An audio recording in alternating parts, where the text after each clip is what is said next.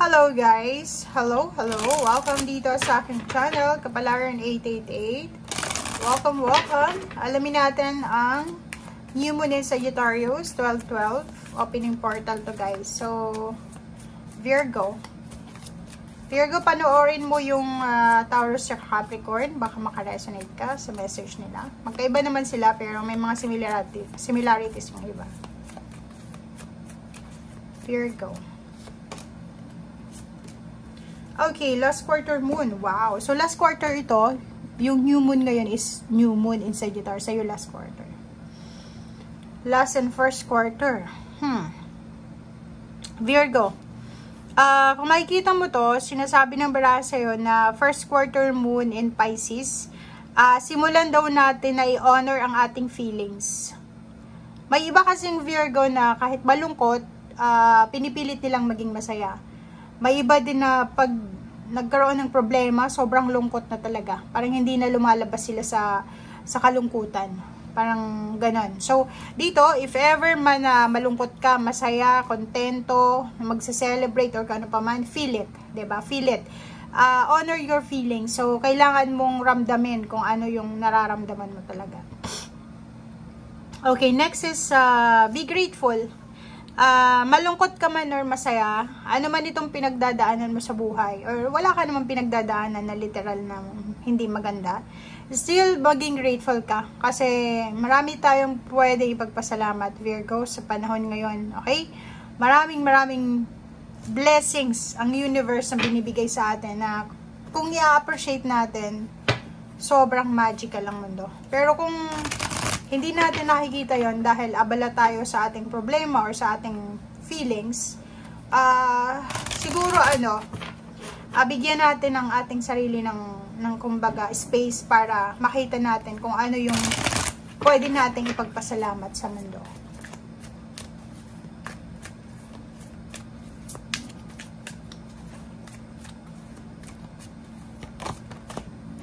Okay, love begins.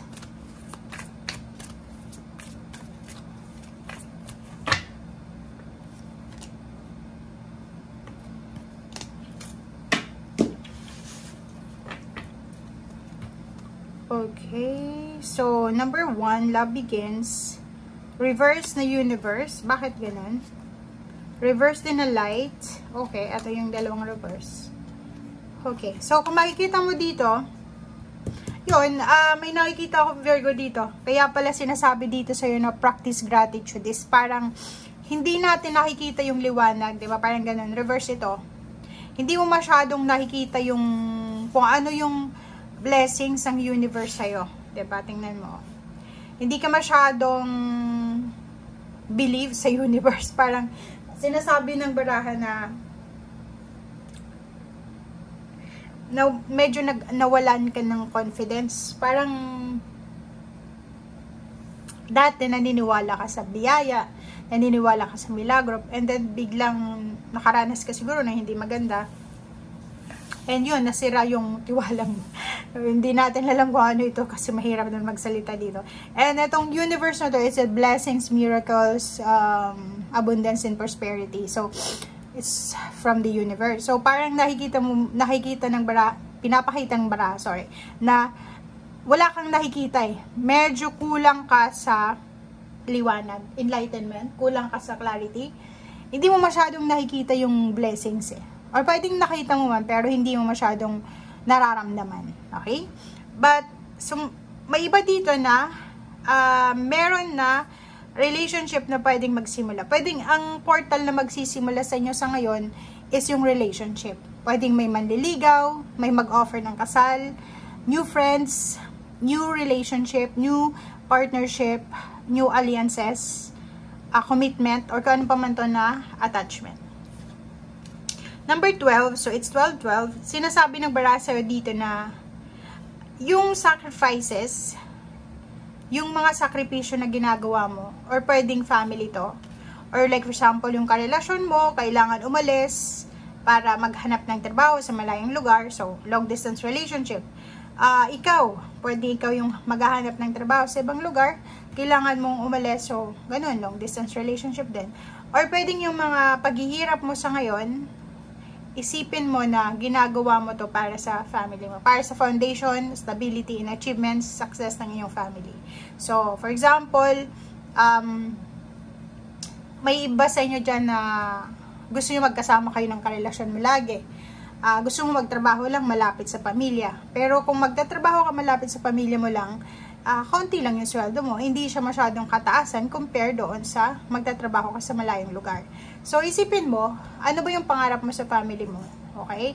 Ano ba yung gusto mong mangyari sa kanila? Or ano ba yung blessings na gusto mong makuha nila? So, yun ang gawin mong motivation. Yun ang gawin mong sandalan. And kailangan mag-sacrifice. Kailangan nating mag-sacrifice kung gusto natin ng freedom sa lahat ng area sa buhay natin.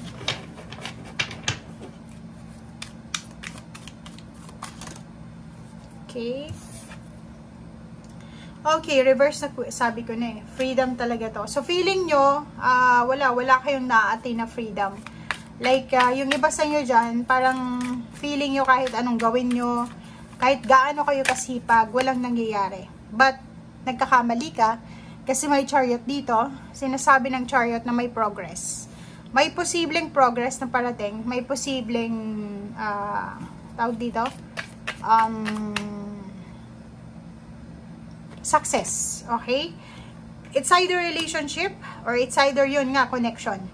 Pwedeng makatanggap ka ng appreciation from your loved ones, from your relationship, or pwedeng tumaas yung position mo, pwedeng makatanggap ka ng rewards, awards, or travel, plane ticket, or kano pa man to, visa. So, nakikita natin dito, maraming mag-o-offer sa'yo ng possible na success. Kaso may the devil tayo dito. Ang the devil mo dito is yung sarili, 'di ba? Na parang hindi mo nakikita yung worth mo, hindi mo nakikita na sobra kang blessed dahil sa mga nangyayari sa paligid mo, problema or ano pa man. Feeling mo ang hirap-hirap abutin ng success, pero nagkakamali ka dyan eh. Kasi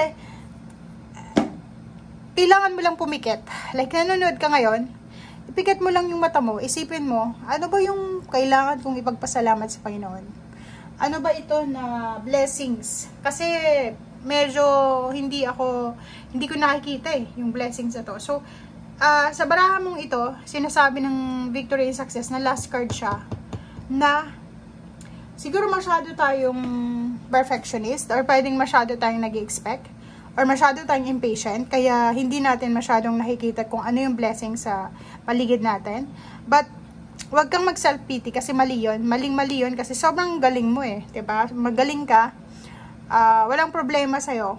Yung justice na to, I mean yung justice, yung 6 of Wands, justice, contract, or anything na magdadala sa'yo ng hustisya or ng victory and success, destiny mo yun eh. It's your genetics eh. Diba? So, parang sinasabi na ibibigyan sa'yo ng universe. Kung matatagalan man yan, kailangan natin ng patience and trust sa sarili and sa universe. Okay? Thank you guys. Bye!